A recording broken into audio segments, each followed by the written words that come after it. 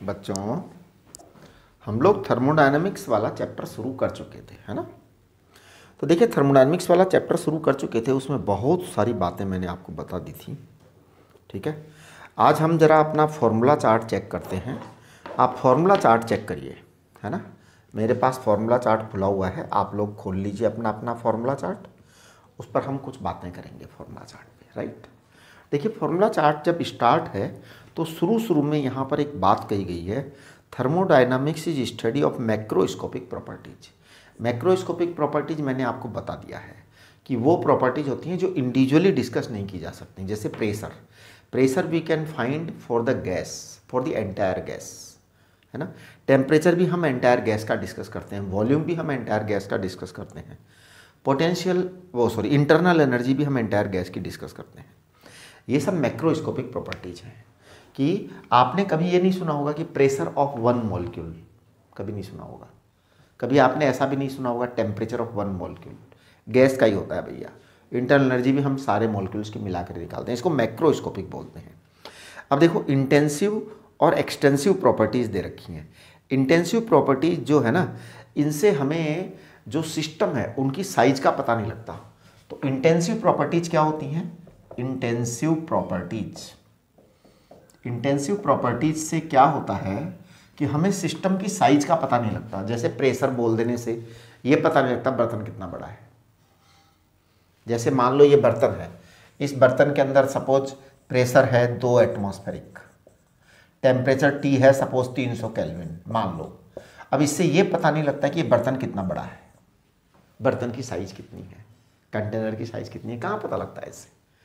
लेकिन अगर हम वॉल्यूम बोल देते हैं तो अब आपके पास मेजरमेंट आ गया, है ना। वर्क बोल देते हैं तब भी मेजरमेंट आ जाता है, राइट। इंटरनल एनर्जी से भी मेजरमेंट आ जाता है। इंटरनल एनर्जी से भैया इतनी इंटरनल एनर्जी है ना। सप्लाइड हीट अमाउंट, उससे भी पता लग जाता है कई बार। अभी हम आगे पढ़ेंगे आपको। तो वो सब क्या है? एक्सटेंसिव प्रॉपर्टीज हैं। तो देखिए, इंटेंसिव प्रॉपर्टीज और एक्सटेंसिव प्रॉपर्टीज, इसको आप थोड़ा समझ लीजिए कि ये क्या है। इंटेंसिव प्रॉपर्टीज हैं प्रेशर एंड टेम्परेचर, और एक्सटेंसिव प्रॉपर्टीज हैं वॉल्यूम, वर्क और इंटरनल एनर्जी और एनर्जी ट्रांसफ़र, हीट ट्रांसफ़र। ये सब क्या है? एक्सटेंसिव प्रॉपर्टीज हैं। अब देखिए, हीट क्या होती है? सबसे बड़ी बात है, ये हीट है क्या? Heat is a kind of energy in transition. तो हीट क्या है? Heat is energy in transition. ये आप जो है ना इसमें फॉर्मूला चार्ट में पढ़िए, heat is energy in transition. सभी बच्चे अपना फॉर्मूला चार्ट खोल करके रखेंगे। ये भी मैं फॉर्मूला चार्ट की बातें कर रहा हूँ। Heat is energy in transition, इसका मतलब हीट एनर्जी जो है तभी होती है जब फ्लो होती है। अगर फ्लो नहीं हो रही है तो हीट एनर्जी नहीं है। मतलब heat energy can not be content with इन, किसी चीज़ के अंदर पैक नहीं किया जा सकता हीट को। हीट एनर्जी तभी होती है जब फ्लो हो रही हो। तो heat is energy in transit, it is not content with in a system, है ना। हाँ, सिस्टम के अंदर कंटेंट एनर्जी पोटेंशियल एनर्जी हो सकती है, काइनेटिक एनर्जी हो सकती है ना, इलेक्ट्रोमैग्नेटिक एनर्जी हो सकती है, मैग्नेटिक एनर्जी हो सकती है। लेकिन हीट जो है ना, उसको इकट्ठा नहीं किया जा सकता। अब जैसे बल्ब जलता है, तो बल्ब जलता है तो क्या होता है? लाइट आती है, तो वो हीट इन ट्रांजिशन है। आपके बल्ब में जो एनर्जी है वो पावर ऑफ इलेक्ट्रिसिटी है, तो वो इलेक्ट्रोमैग्नेटिक एनर्जी है, राइट। अब इसी तरीके से जैसे किसी को आपने पानी को गर्म किया तो हम कहते हैं उसको हीट दी। हीट नहीं दी आपने, पानी को क्या किया है? इंटरनल एनर्जी दी है। जब वो गैस पे जैसे आपने पानी रखा, तो गैस से लेकर के बर्तन तक जो जा रहा था वो हीट थी। तो heat is energy in transition, right. अब देखो, 2-3 बातें और हैं। हेट्रोजीनियस मिक्सचर, हेट्रोजीनियस मतलब जो होमोजीनियस ना हो, जो यूनिफॉर्म मिक्सचर ना हो, उसे हेट्रोजीनियस कहते हैं। जैसे एक एग्जांपल देखो, मैंने एक कंटेनर लिया, इसमें एक ऑयल भर दिया। कौन सा ऑयल भर दिया? किसी का भर दो जी, सरसों का तेल भर दो, ठीक है। अब इसके ऊपर पानी भर दो। अब ये हेट्रोजीनियस मिक्सचर है, वाटर है, ऊपर वाटर नीचे ऑयल, हेट्रोजीनियस है ना। अब ये जो हेट्रोजीनियस मिक्सचर है, अगर मैं इस बर्तन में तेल और पानी भर करके और फिर इसके अंदर एक स्टिर या एक मतलब वो क्या बोलते हैं उसको, कुछ ब्लेंडर लगा करके इसको जो है घुमा दो जोर से, घुमा दो जोर से, घुमा दो, गोल खूब सारा घुमा दो, खूब सारा घुमा दो, खूब सारा घुमा दो। तो जोरदार जब घुमा दोगे तो ये क्या होगा, इमल्सन, एक मतलब वो ऑयल और वाटर का क्या बन जाएगा, एक मिक्सचर बन जाएगा। तो that may be homogeneous mixture, है ना। तो homogeneous mixture is uniform through the wall. अब देखो एक चीज है एडियाबेटिक वॉल। एडियाबेटिक वॉल का मतलब होता है एक ऐसी दीवार बनाई है आपने कि उस दीवार से कोई हीट ट्रांसफर नहीं हो सकता, उसे एडियाबेटिक वॉल कहते हैं, है ना। तो ये सब आप नोट कर लीजिए, ये जो है ना डेफिनेशंस बड़ी इंपॉर्टेंट हैं ये। डायथर्मिक वॉल, डायथर्मिक वॉल जिससे कंडक्शन होता है, कंडक्टिंग वॉल। एडियाबेटिक वॉल क्या होती है, एडियाबेटिक वॉल इंसुलेटिंग वॉल होती है, इंसुलेटर होता है, इंसुलेटिंग वॉल होता है, इसमें से कोई हीट कंडक्शन पॉसिबल नहीं होता है। जबकि आपका जो डायथर्मिक वॉल होता है, डायथर्मिक, इससे आपका जो है ना हीट कंडक्शन पॉसिबल है, कंडक्शन ऑफ हीट पॉसिबल है इससे, कंडक्शन ऑफ हीट पॉसिबल है डायथर्मिक वॉल से, राइट। चलिए ये चीज़ आपकी हो गई है। इसके बाद हम बात करते हैं quasi static process. Quasi static process क्या होता है कि आपको मैं बता चुका हूँ, क्वेसी स्टैटिक प्रोसेस बहुत अच्छी तरह से बता चुका हूँ, इसलिए उसकी बात करने की जरूरत नहीं, but it is ideal process. Quasi static process generally हमारी लाइफ में होता नहीं है, ये आइडियल प्रोसेस है, बहुत स्लोली स्लोली स्लोली कई सालों में, कई दिनों में जाकर के, बहुत लंबे समय में जाकर के होता है, और हमें एहसास भी नहीं होता कि ऐसा कुछ हो रहा है, लेकिन हो जाता है, हो जाता है। That is quasi static process. कल मैंने आपको स्पेसिफिक हीट के बारे में बता दिया था, हीट कैपेसिटी के बारे में बता दिया था, लेटेंट हीट के बारे में बता दिया था। अब देखो यहाँ पे है ना कुछ वैल्यूज दे रखी हैं, आप अगर फॉर्मूला चार्ट को ध्यान से देखेंगे तो, है ना। तो जो है क्वेसी स्टैटिक प्रोसेस को आप एक बार पढ़ लीजिएगा इस फॉर्मूला चार्ट में। A reversible process is ideally return back to its initial state with no change in surrounding, also nowhere in the universe. Ideal reversible process is only quasi static process, no chemical reaction should be there, ठीक है ना। तो ये reversible process की बातें, quasi static process की बातें कह दी गई हैं फॉर्मूला चार्ट में। देखिए कल मैंने आपको specific heat, heat capacity, latent heat, ये सब बता दिया था।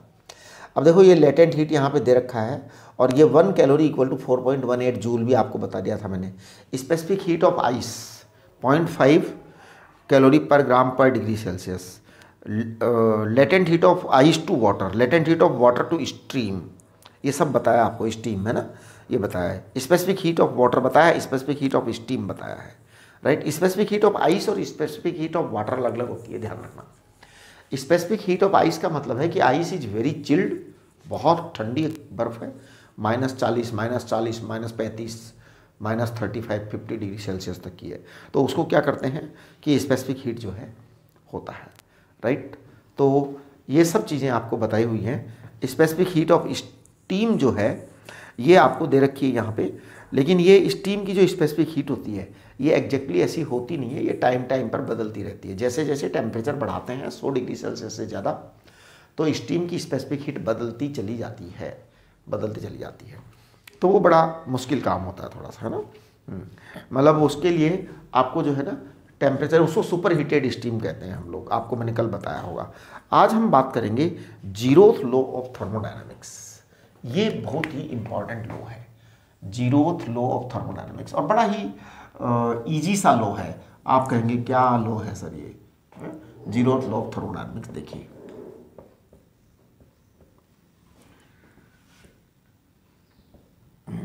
तो 0th लॉ ऑफ थर्मोडायनामिक्स जो है ना ये बहुत ही सिंपल लॉ है, और बड़ी बेकार की सी बात आपको लगेगी, लेकिन बात बहुत मतलब की है। देखिए कैसे, 0th लॉ ऑफ थर्मोडायनामिक्स क्या है। If two systems say A and B are if two systems A and B are individually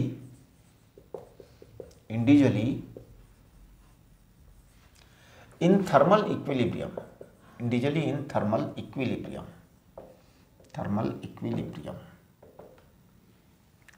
with third system C C separately. इसका मतलब ये हुआ कि उनका आपस में कोई लेना देना नहीं है, सी के साथ सेपरेटली इक्विलिब्रियम में। फिर से सुनिए, if two systems A and B are individually in thermal equilibrium with third system C separately, है ना, separately, then A and B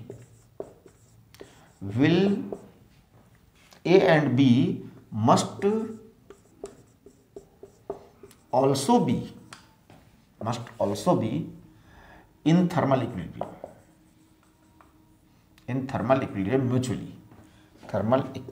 mutually। ये आप थोड़ा सा स्टेटमेंट को समझिए, थर्मल इक्विलिब्रियम म्यूचुअली, ये मस्ट है। जैसे अगर मान लो ये कोई ए है,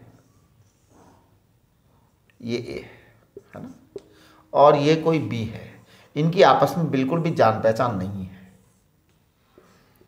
ए और बी को कोई मतलब नहीं, आपस में जान पहचान नहीं है, ए बी को नहीं जानता, बी सी को, इसको दोनों को नहीं जानता। लेकिन ये सी एक सिस्टम है यहाँ पे, और ए और सी एक दूसरे के साथ थर्मल इक्विलिब्रियम में है। ए और सी एक दूसरे के साथ थर्मल इक्विलिब्रियम में है, बी और सी एक दूसरे के साथ थर्मल इक्विलिब्रियम में है। ऐसा तो है। तो फिर पता है क्या होगा, अगर ये आपस में थर्मल इक्विलिब्रियम में है तो फिर ए और बी को थर्मल इक्विलिब्रियम में होना पड़ेगा। ये मैंने रेड पेन से लिखा है, होना पड़ेगा, ये दोनों इक्विलिब्रियम में होंगे। ये जो लॉ है, zeroth law of thermodynamics, this law gives us concept of measurement of temperature, है ना। तो this law gives us concept of measurement of temperature।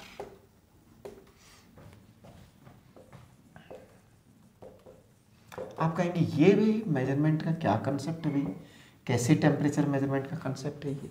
देखो एक्चुअल में क्या है कि टेम्परेचर एक ऐसी क्वांटिटी है जो विजिबल नहीं होती, हमें दिखती नहीं है, कभी दिखती नहीं है ना। टेम्परेचर दिखता है क्या कि ये इतना टेम्परेचर है ना, फील किया जाता है, केवल फील होता है बस। तो ये जो लॉ है, ये टेम्परेचर मेजरमेंट का हमें एक बेस देता है। तो this law is basis of temperature measurement,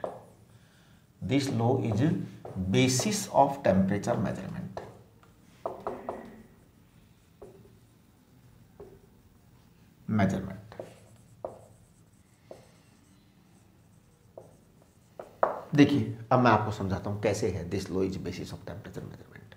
मान लो कि किसी को फीवर आ गया, मान लो कोई पर्सन है उसको फीवर आ गया, है ना। तो सपोज समवन इज देयर, है ना, उसका नाम मान लो कुछ भी है, ए है, ए को फीवर आ रखा है साहब, फीवर आ रखा है। अब हमें इसका फीवर नापना है, तो ए को फीवर हो रहा है, हमको नापना है। कैसे नापेंगे? हम बाजार से थर्मामीटर लेके आएंगे। अब ये बी थर्मामीटर है, इसको सिस्टम बी कहते हैं। सिस्टम ए कौन है? पर्सन वो इज सफरिंग फ्रॉम फीवर। तो ए इज ए पर्सन वो is suffering from a fever, this is system A, first system. Second system है थर्मोमीटर। तो हमें इस पर्सन ए का फीवर मेजर करना है। तो to measure the fever of this person we are using thermometer and we are bringing a thermometer from the market. तो मैं मार्केट से थर्मोमीटर खरीद करके लाऊंगा। अब ये थर्मोमीटर जो मैं मार्केट से खरीद के लाऊंगा, ये एक्चुअल में है क्या भाई? ये क्या है थर्मामीटर? मैं बताऊं क्या है, कुछ नहीं, बड़ा सिंपल सा है कि जिस कंपनी ने थर्मामीटर बनाया था, है ना, उसने अपनी लैब के अंदर एक स्टैंडर्ड सिस्टम सी था, उससे मेजर करके थर्मामीटर बनाया था। तो सोचिए कंस्ट्रक्शन ऑफ थर्मामीटर हुआ कैसे। तो देखो, मान लो ये जो थर्मामीटर बनाने वाली कंपनी है, ये मान लो दिल्ली में है। तो कंपनी दिल्ली में है। अब दिल्ली में इस कंपनी ने थर्मामीटर बनाया। तो थर्मामीटर बनाते समय इस कंपनी ने किया क्या, बताऊं क्या किया? लैब के अंदर एक स्टैंडर्ड थर्मामीटर था, एक स्टैंडर्ड टेम्परेचर मेजरमेंट था, उस स्टैंडर्ड टेम्परेचर मेजरमेंट से मेजर करके थर्मामीटर बना के मार्केट में दे दिया। फिर हम मार्केट में से उस थर्मामीटर को खरीद लाए। अब देखो, कहने का अर्थ क्या हुआ कि ये बी और सी आपस में थर्मल इक्विलिब्रियम में है। बी और सी आपस में थर्मल इक्विलिब्रियम में है। तो जो कंपनी में स्टैंडर्ड थर्मामीटर का जो सिस्टम है, जिससे कि थर्मामीटर का कंस्ट्रक्शन हो रहा है, मेकिंग हो रही है, वो उस थर्मामीटर के साथ में थर्मल इक्विलिब्रियम में आ गया। अब हमने क्या किया, इस बी को और ए को थर्मल इक्विलिब्रियम में ले आए। बी को और ए को थर्मल इक्विलिब्रियम में लेकर के आ गए। जब हम बी को और ए को थर्मल इक्विलिब्रियम में लेके आ गए, कैसे लेके आ गए साहब? क्या करते हैं हम कि जिस पेशेंट को फीवर हो रहा होता है ना, थर्मामीटर थोड़ी देर उसकी बॉडी से टच कर देते हैं। तो थोड़ी देर तक उस बॉडी से टच कर देते हैं तो बॉडी में से हीट जाती है उसको, थर्मामीटर को हीट जाती है। थर्मामीटर भी गर्म होता है। तो थोड़ी देर में क्या होता है कि जितना गर्म शरीर होता है उतना ही गर्म थर्मामीटर हो जाता है। जब दोनों के अंदर थर्मल इक्विलिब्रियम एस्टैब्लिश हो गया, फिर हम उसकी रीडिंग ले लेते हैं। अब हमारे पास रीडिंग आ गई। अब आपको बताऊं क्या हुआ है फर्स्ट स्टेप, पहला स्टेप हुआ कि जो थर्मामीटर बनाया गया उसको कंपनी ने स्टैंडर्ड थर्मामीटर से कंपेयर किया, राइट। फिर हमने इसके कंपेयर कर दिया। अब इनडायरेक्टली ये जो पेशेंट का जो फीवर है वो वहाँ से कनेक्ट हो गया, यानी कि ये दोनों भी थर्मल इक्विलिब्रियम में है। अब ये आपका जो थोड़ा सा सोच है, इसको कहते हैं जीरोथ लॉ ऑफ थर्मोडायनेमिक्स, है ना। हाँ, इसमें कुछ है नहीं बस, लेकिन लॉ है और ये बहुत ज़्यादा पूछते हैं स्कूलों में। आपके स्कूल के टीचर आपको बार बार पूछेंगे जीरोथ लॉ ऑफ थर्मोडायनेमिक्स, तो आप समझा देंगे उनको, है ना। हाँ, समझाना तो आपको पड़ेगा ही। अब इस जीरोथ लॉ ऑफ थर्मोडायनेमिक्स के बाद में हम दो टर्म्स डिफाइन करेंगे आज। एक तो वर्क डन डिफाइन करेंगे और एक हम इंटरनल एनर्जी डिफाइन करेंगे। वर्क डन और इंटरनल एनर्जी के बाद में फिर हम बाकी की चीज़ें करेंगे, राइट। तो मैं दो टर्म्स डिफाइन करने जा रहा हूं। सबसे पहले वर्क डन के बारे में बातें करूंगा। हाँ जी, तो देखिए अब हम बात कर रहे हैं thermodynamic system and work done, है ना। तो नेक्स्ट टॉपिक हमारा है thermodynamic system and work done.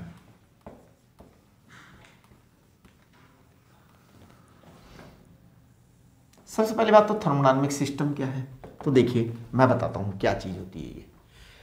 Any system, any gas system, any gas system, any gas system which can be defined or explained, any gas system which can be defined or explained in terms of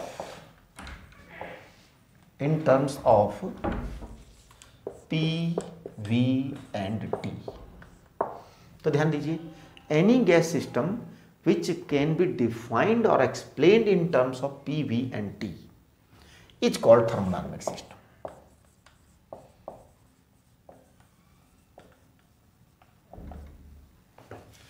जिसको pressure, volume and temperature के form में define कर दें वो thermodynamic system है ना। तो देखिए मैं बात करूंगा now most easy thermodynamic system, है ना। Most easy thermodynamic system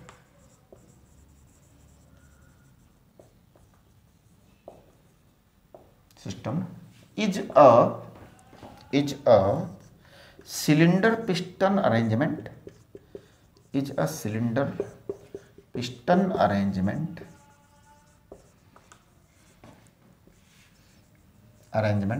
piston arrangement तो most easy thermodynamic system is a cylinder piston arrangement filled with ideal gas, है ना, filled with ideal gas.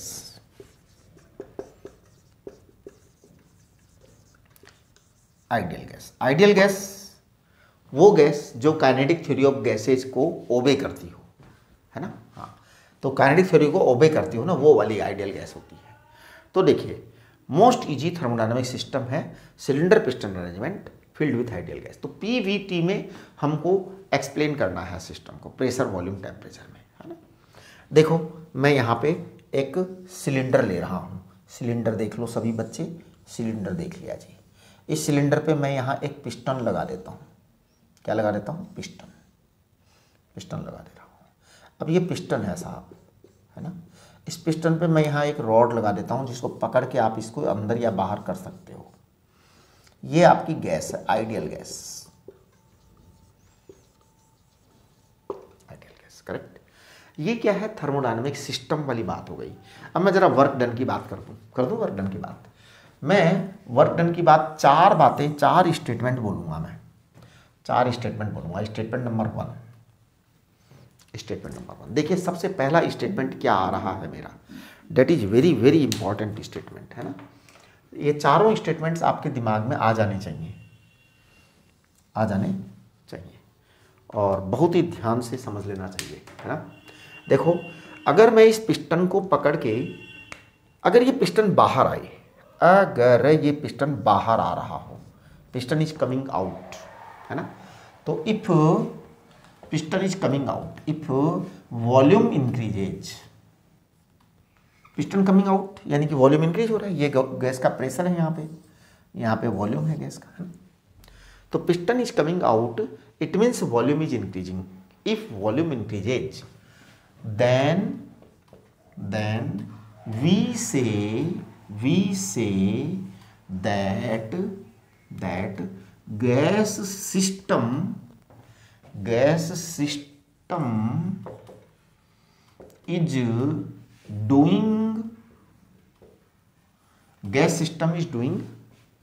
system is doing positive work on surrounding,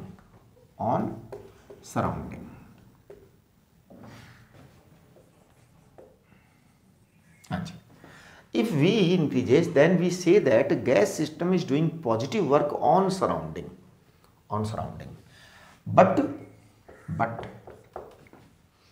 surrounding is doing negative work on system, है ना। But surrounding is doing negative work on system,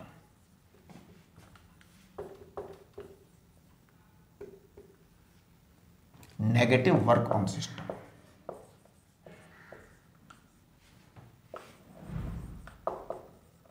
on gas system।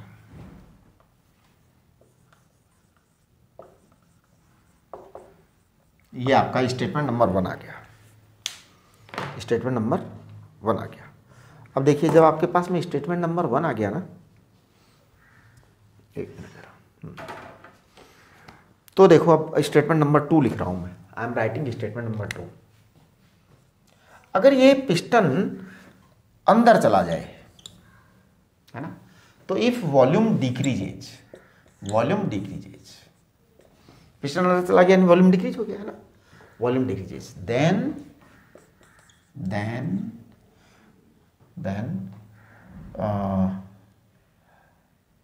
surrounding is doing positive work on the gas, surrounding is doing positive work on the gas system,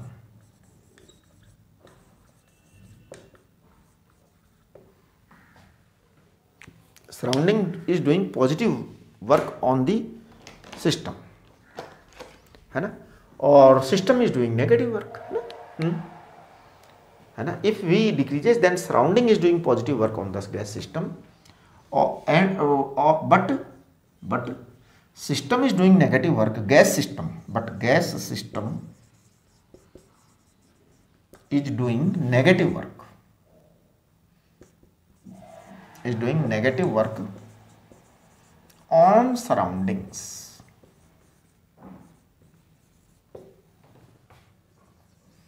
on surroundings. तीसरी बात और चौथी बात, ये तीसरी और चौथी बात जो है ना, ये very very very very important है। मतलब ये समझ लो कि सबसे जोरदार बात यही है, सबसे जोरदार बात यही है। क्या? Winners always do positive work, winners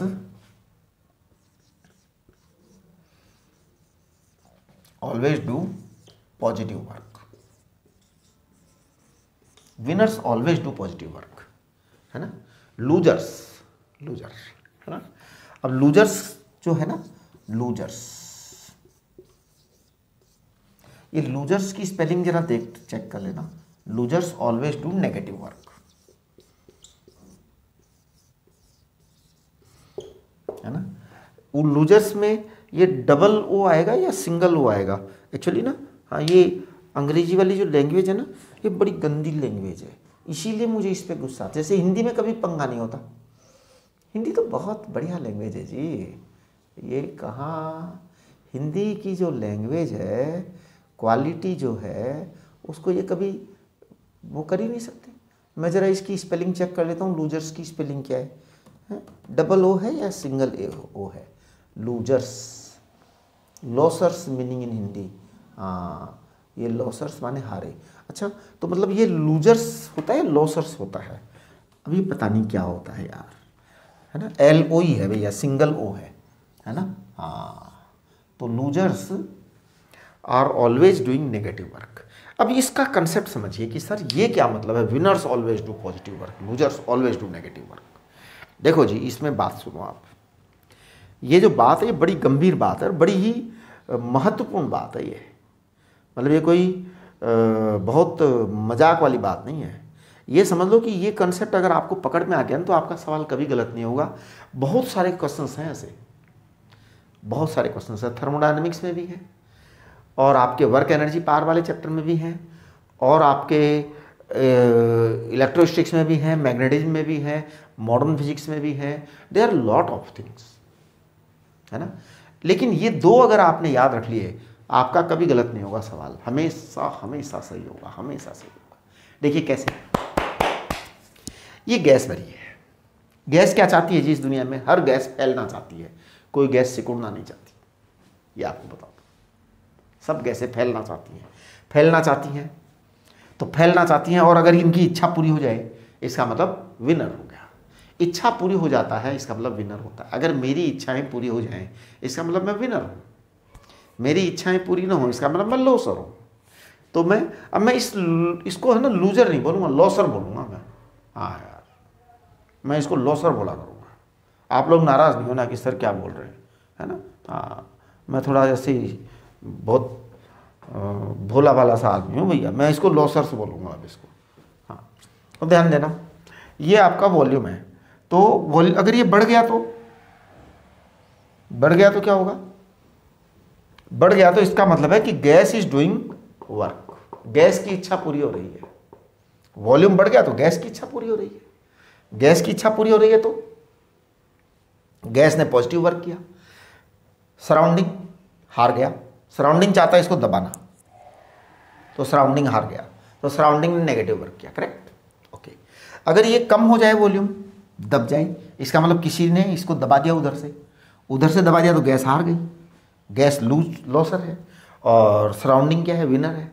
बस किसका पॉजिटिव वर्क होगा, किसका नेगेटिव वर्क होगा, ये डिपेंड करेगा कि वो इज विनर और वो is loser. Winners always do positive work and losers always do negative work. तो ये बात हो गई, करेक्ट। चलिए जी, तो ये आपका थर्मोडायनामिक सिस्टम की बात हो गई। अब मैं कैलकुलेट करूंगा वर्क डन, है ना। तो मैं वर्क डन को कैलकुलेशन में ले जाऊंगा अब मैं। चलिए जी, अब हम बात करेंगे thermodynamic work done. Thermodynamic work done. चलिए जी, देखिए, I am taking a thermodynamic system that is the most easy thermodynamic system as we have discussed, that cylinder piston arrangement, taken ideal gas within, right। तो देखिए, ये एक cylinder है। सभी बच्चे cylinder को देखेंगे। सिलेंडर पे ये एक पिस्टन लगा रखा है। ये आपका,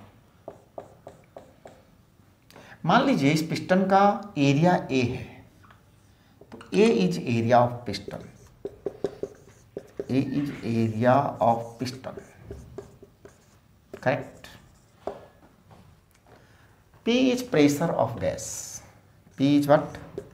प्रेशर ऑफ गैस। अब देखिए P गैस का प्रेशर है, तो भैया P गैस का प्रेशर है तो ये गैस क्या करेगी, प्रेशर के कारण तो इस पिस्टन पर फोर्स लगेगा, गैस ने फोर्स लगाया, तो force exerted by gas on the piston. देखिए जी, force exerted by gas on piston, force exerted by gas on piston, तो ये आएगा P इंटू ए, ये आपका force exerted by gas on piston, right. अच्छा जी, जब ये फोर्स आपके पास में आ गया ना, तो अब देखिए मैं कहूँगा कि इस फोर्स के कारण ये पिस्टन खिसकेगा जी, तो खिसक करके मान लो पिस्टन यहाँ आ गया, ठीक है जी। मान लो ये डिस्प्लेसमेंट dx है, ये डिस्प्लेसमेंट कितना है dx is small displacement of piston, dx is small displacement of the piston,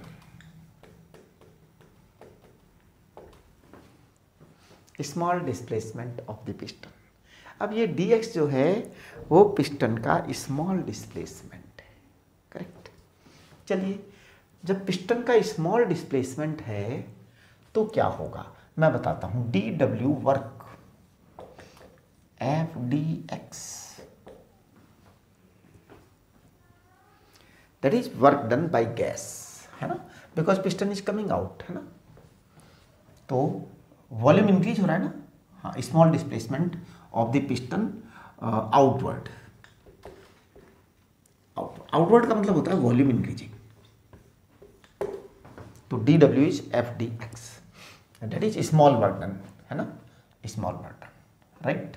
अब अगर मान लो कि इसको मैं लिख दूं, F को F लिखो, हाँ F को PA लिखो, pressure into area into dx, F is pressure into area into dx, मैंने एरिया इंटू dx कर दिया। अब ये क्या आएगा, ये आएगा PdV, ये आपका dw आ गया, dw is very very small work, very small work, है ना। तो देखिए, now if volume V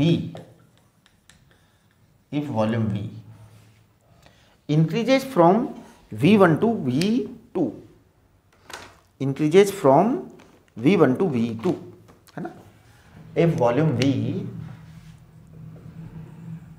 increases from V1 to V2, then delta W, ये देखना मैं डेल्टा W लिख रहा हूं, डेल्टा W, है ना, that is work done for V1 to V2, तो ये आएगा बेटा आपका इंटीग्रेशन P dV V1 से V2, ये आएगा, ये डेल्टा W आएगा, है ना। हाँ, delta W is work done by gas, work done by gas, work done by gas, gas के द्वारा किया गया कार्य, राइट। अब मैं यहां पे कुछ कहना चाहूंगा, if V2 is greater than V1, if V2 is greater than V1, then delta W positive, है ना। If V2 is less than V1, then delta W negative. देखिए ये है ना, ये वर्क डन बाय गैस है, वर्क डन बाय गैस है, this is not work done by surrounding, this is not work done by surrounding, है ना। Work done by surrounding अलग चीज होगी, वर्क डन बाय सराउंडिंग इसका उल्टा हो जाएगा, वर्क डन बाय सराउंडिंग इसका उल्टा हो जाएगा। केमिस्ट्री वाले वर्क डन बाय सराउंडिंग पढ़ाते हैं हमेशा, केमिस्ट्री वाले क्या पढ़ाते हैं, हमेशा वर्क डन बाय सराउंडिंग पढ़ाते हैं। फिजिक्स वाले क्या पढ़ाते हैं, वर्क डन बाय गैस पढ़ाते हैं। ये जो है ना, दोनों की जो है पता नहीं आदतें ऐसी क्यों बनी हुई हैं। फिजिक्स वाले तो बहुत अच्छे लोग होते हैं, हाँ, फिजिक्स वाले जो है ना वो वर्क डन बाई गैस पढ़ाते हैं, केमिस्ट्री वालों का पता नहीं क्या है, वर्क डन बाई सराउंडिंग पढ़ाते हैं। अब वर्क डन बाई सराउंडिंग जो है ना वो इससे उल्टा होगा, वो इससे उल्टा होगा। चलिए अब हम इसकी फर्दर कैलकुलेशंस करेंगे। मैं यहाँ एक लाइन बोल देना चाहता हूँ इसी जगह पर, वो ये कहना चाह रहा हूँ कि ये जो स्टेटमेंट है ना delta W equal to this, इसको मैं यहाँ से इक्वल टू का साइन एक और लगा रहा हूँ, बड़ा वाला इक्वल टू लगा देता हूँ, बड़ा वाला इक्वल टू लगा देता हूँ। पता है क्या बोलूँगा मैं इसको मैं बोलूँगा this is area enclosed, this is area enclosed by PV graph and volume axis.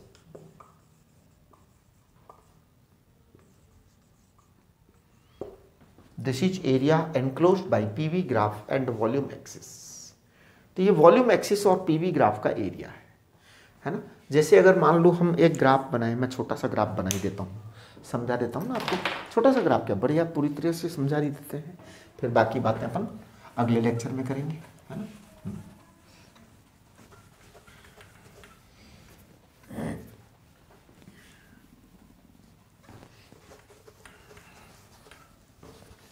देखिए जी 1 मिनट का काम है। प्रेशर वॉल्यूम ग्राफ का एरिया, तो प्रेशर वॉल्यूम ग्राफ को हम इंडिकेटर डायग्राम बोलते हैं। यहाँ पर प्रेशर वॉल्यूम ग्राफ, इसको हम इंडिकेटर डायग्राम बोलते हैं, राइट। अगर मान लो ये कोई ग्राफ हो, ऐसा कोई ग्राफ हो, है ना, पीवी ग्राफ, तो पता है आपका वॉल्यूम एक्सिस यहाँ से स्टार्ट हुआ है, ये वॉल्यूम है, ये वॉल्यूम है। इसको V1 कहते हैं, इसको V2 कहते हैं।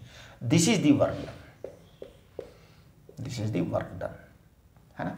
अब देखो अगर आपका एरो ऐसे लग जाए, ऐसे लग जाए, तो इसका मतलब आपका वॉल्यूम बढ़ गया, है ना। वॉल्यूम बढ़ गया तो ये आपका वर्क डन पॉजिटिव आएगा, ये आपका वर्क डन पॉजिटिव आएगा। वॉल्यूम बढ़ने पर वर्क डन पॉजिटिव आएगा।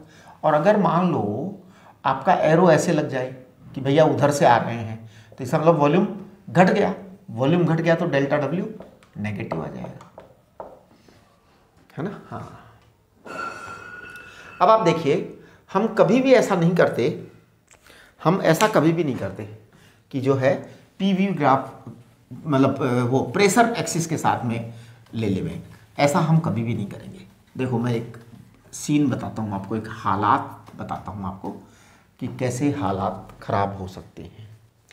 अगर मान लो एग्जाम में ऐसा कर देवे वो कि ये V है और ये P है, एक्सिस बदल दी साहब, एक्सिस बदल दी।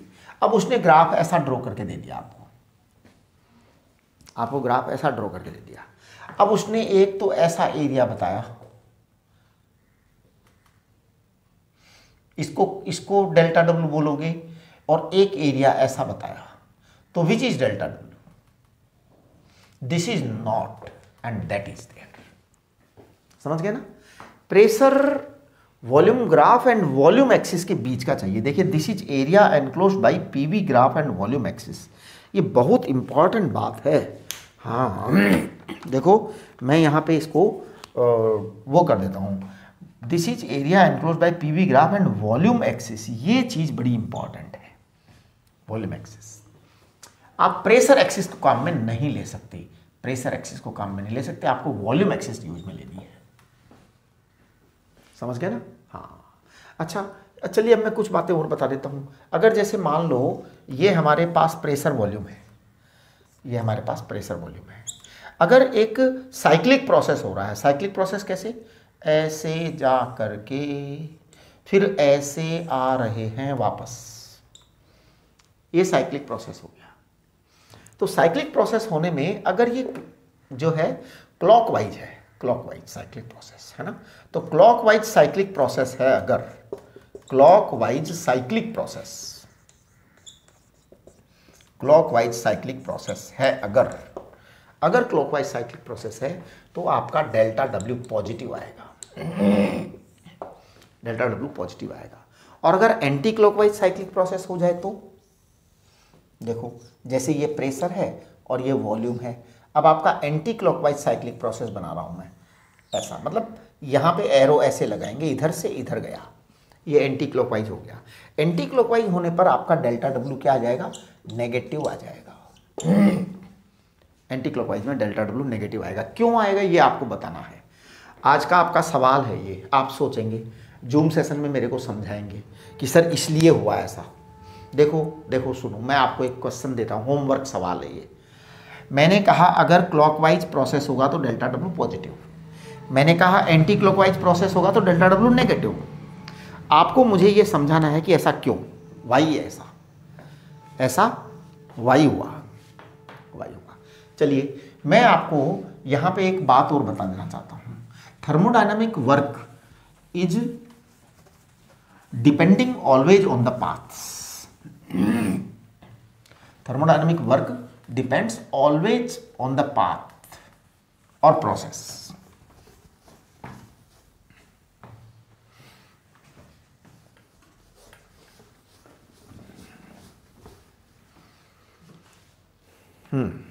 तो ध्यान दीजिए, मैं एक बहुत ही इंपॉर्टेंट लाइन लिखने जा रहा हूं और इसको आप अच्छी तरह से देख लीजिए।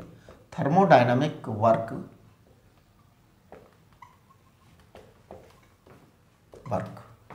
डिपेंड्स अपॉन पाथ और process followed.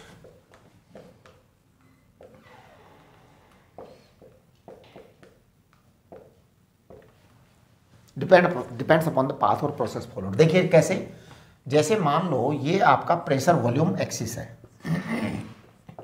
Pressure volume axis है, राइट। अगर ये यहां से यहां कोई प्रोसेस आ रहा है, सपोज ये पॉइंट ए है, ये पॉइंट बी है, अब ए से बी तक आप आ गए। अगर ये प्रोसेस है आपके पास में ए से बी तक का, तो अब ये क्या हुआ आपका, ये आपका एरिया यहाँ पर आ जाएगा नीचे की तरफ। देखो ये आपका वॉल्यूम V1 है, ये आपका वॉल्यूम V2 है, राइट। तो आपका एरिया ये आ जाएगा, ग्रीन से मैं ये पूरा ऐसे बना देता हूँ एरिया, राइट राइट, ये ग्रीन से एरिया आ गया। ओके, अब देखो एक दूसरा रास्ता मैं और बताता हूँ आपको, दूसरा रास्ता मैं और बता देता हूँ, उसको मैं रेड से बताऊँगा, है ना, कि आपका जो ये ए है, इससे आप स्टार्ट हुए और आप ऐसे पहुंच गए बी तक। ये लो जी, ये भी तो एक रास्ता है। अब इसको आप कह सकते हैं कि भाई ये वाला पॉइंट, बीच वाले पॉइंट को आप सी नाम दे दो, इस वाले पॉइंट को आप डी नाम दे दो, डी, है ना, डी नाम दे दो।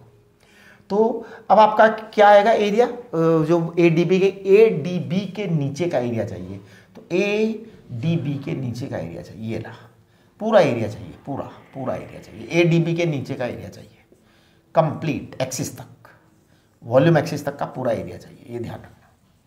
ये आपका वर्क डन आ जाएगा, रेड कलर से दिखाया है वर्क डन को, राइट। अच्छा, एक तीसरा और हो सकता है।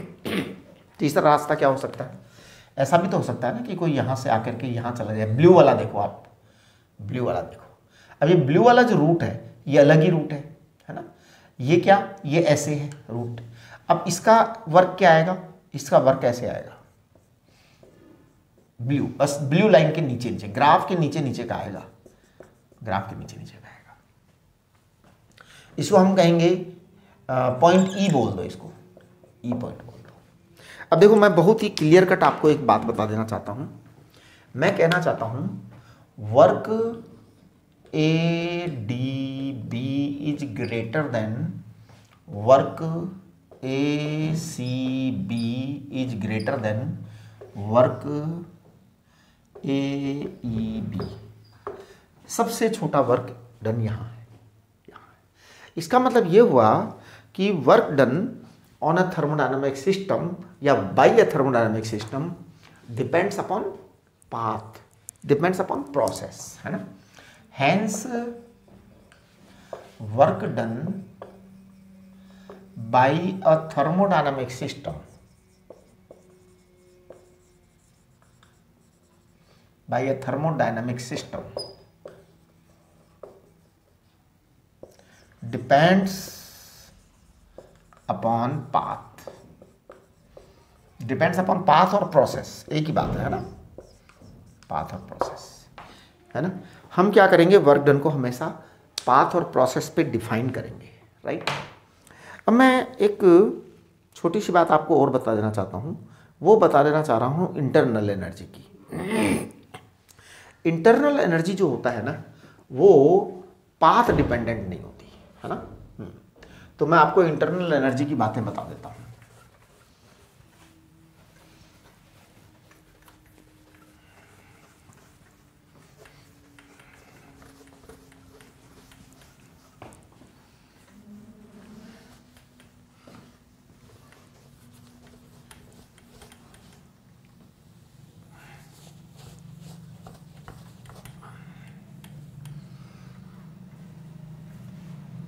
देखिए जी,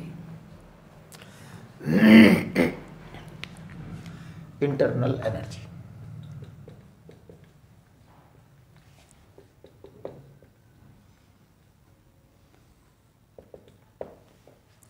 इंटरनल एनर्जी की बात बताते समय सबसे पहले मैं आपको एक चीज डिफाइन करूंगा, उसे कहते हैं कैपिटल सीवी। कैपिटल सीवी, इसे कहते हैं molar specific heat at constant volume. Molar specific heat at constant volume, right. पता है इसकी डेफिनेशन क्या है? इसकी डेफिनेशन है heat required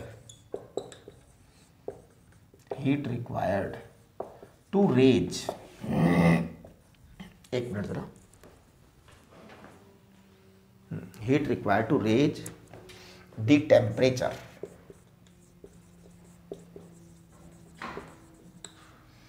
of 1 mole gas।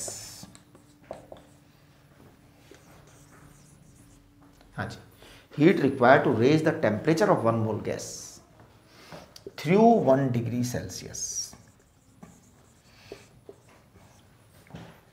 heat required to raise the temperature of 1 mole gas through 1 degree Celsius at constant volume, keeping volume constant, है ना, at constant volume, है ना।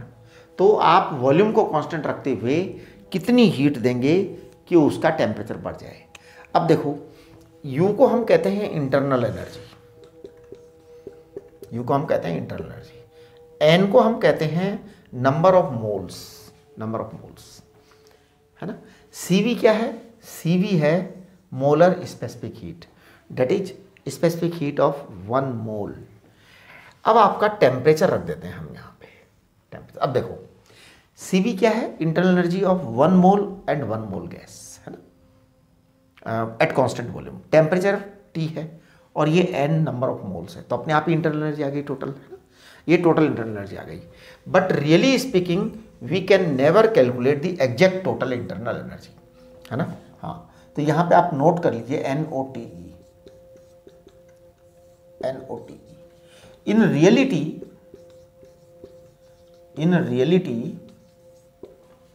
we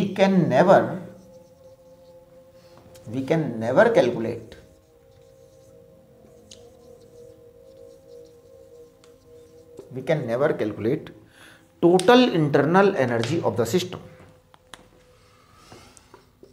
total internal energy of any system,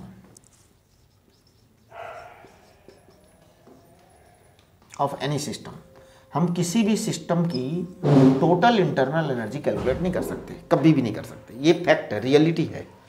तो फिर क्या कर सकते हैं? हम एनर्जी चेंज कैलकुलेट कर सकते हैं, है ना। हाँ, तो we can calculate the energy change.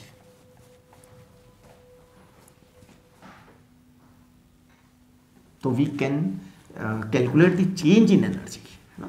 तो देखिए, मैं चेंज इन एनर्जी की बात करना चाहता हूं।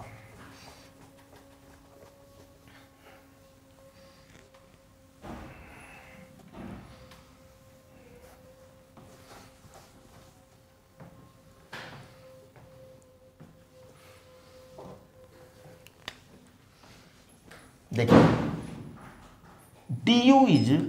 du is change in internal energy,